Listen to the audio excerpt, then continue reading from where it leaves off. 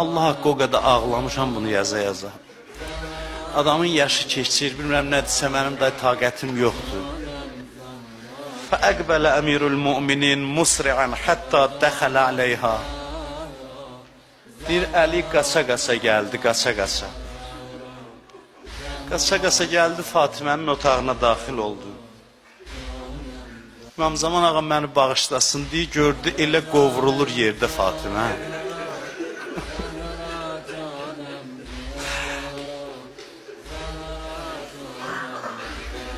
فألقى الرضاع عن عاتقه والإمامة عن رأسه. Bir çıxartdı, əbasını attı, əmmaməsini çıxartdı, qoydu kənara.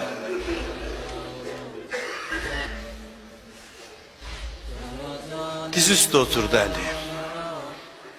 Yerdən götürdü Fatimənin başını, çəkdi, qoydu dizinin üstünə. Fənada ya Zəhra, çağırdı ya Zəhra. Fələm tükəllimhu, danışmadı, cavab gəlmədi. Çağırır Əli çarəsiz, adamsız. Fənada ya bint Rasulillah, yenə çağırdı, ay Peyğəmbərin qızı. Fələm tükəllimhu, yenə cavab gəlmədi. Həmin Xeybər qalasının qapısını yerindən çıxardan Əli o qədər zəifləyib bütün gücünü topladı. Yazır, bütün gücünü topladı. Fənada ya Fatimə, uzadan nida elədi, ya Fatimə kəllimini, danış mənimlə, danışdır məni. Fatimə, mən bu yaşa qədər heç kimə yalvarmamışam.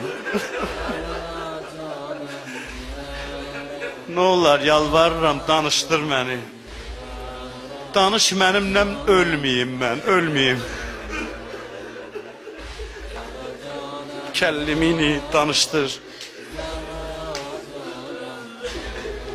Bilirsən kimdir səni çağıran Fatimə?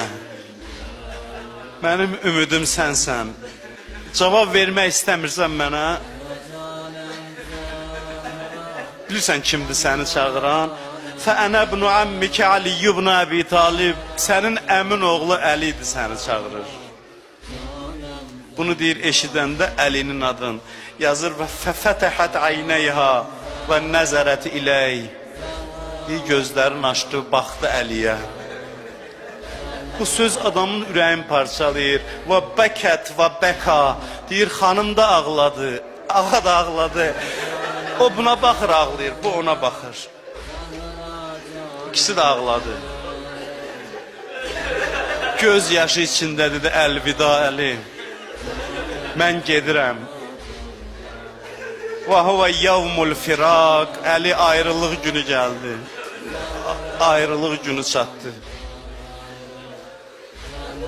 Elə o vaxta baxdı, dedi, ibkili və bikilil yətama, Əli indi ağla mənə, ağla yetimlərimə. Əli ağla, ürəyim partlayacaq, yoxsa ağla. Bütün yetimlərimə ağla, amma hamısı bir tərəfə. Və qətilə bitəffil İraq. Hüseynə ağla, Hüseynimə ağla. Kərbəlada susuz öldürülənə ağla. Seyid oxuyacaq, mən bir şey deyim ki, ağlaya bilmirdi doyunca evdə. Əli ağlaya bilmirdi Fatimiyə. Gözləyirdi uşaqlar yatsın, yenə də ağlayanda oyanıb yuxudan gəlirdilər, dövrəsini alırdılar, ağlayırdılar. Səlman deyir, mən də ağlayanmirdim doyunca.